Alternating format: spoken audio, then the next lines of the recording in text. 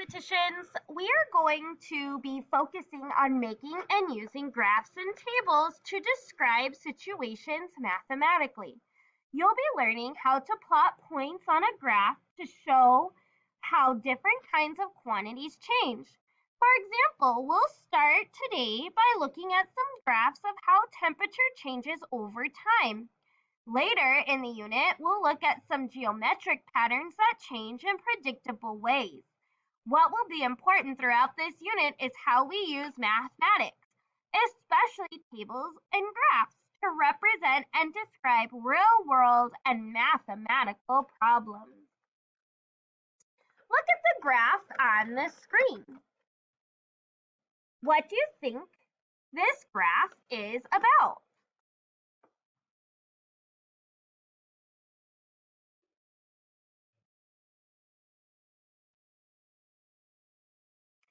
Using your finger, go ahead and trace over the lines on the graph for each city.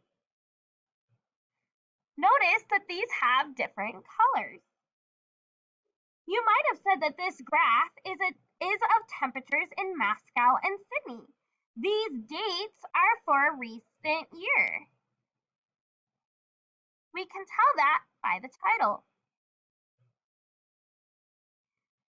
Think about for a few minutes what someone can find out about the temperatures in Sydney and Moscow from this graph.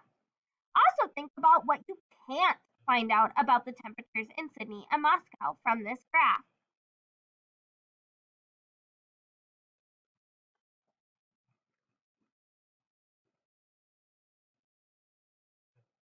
Now that you've kind of thought about the information you can get from this map, let's talk about a couple things.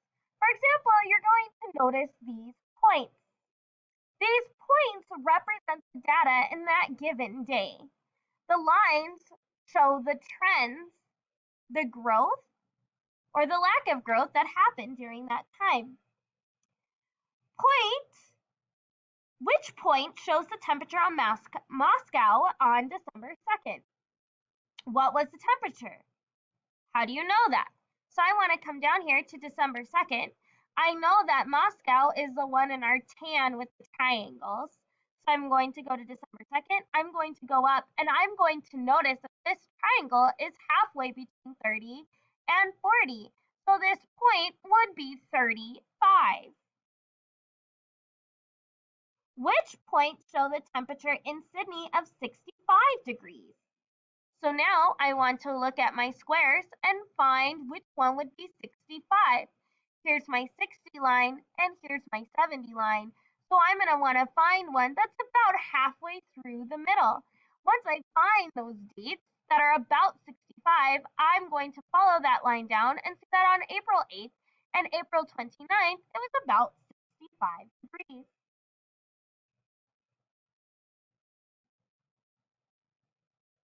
Do you see another point where Sydney could have been?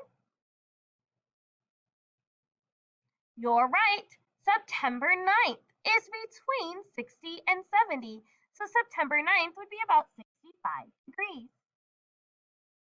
This graph is kind of a coordinated graph called a line plot. What's important to understand about a coordinate graph is that any point represents two different related values. One value is shown along the bottom line or horizon axis. The other value is shown along the vertical axis. In this graph, each point represents a temperature and a date. In math terms, the line across the bottom is the x-axis. The vertical line is called the y-axis, going up and down. We'll talk more about these terms later in the unit. For right now, we'll just post them so that you can get familiar with them. What's important now is that you work on understanding what each point means. Before you go on to answer some questions about this graph, what were some of your ideas about what you can learn from this graph about temperatures in Sydney and Moscow?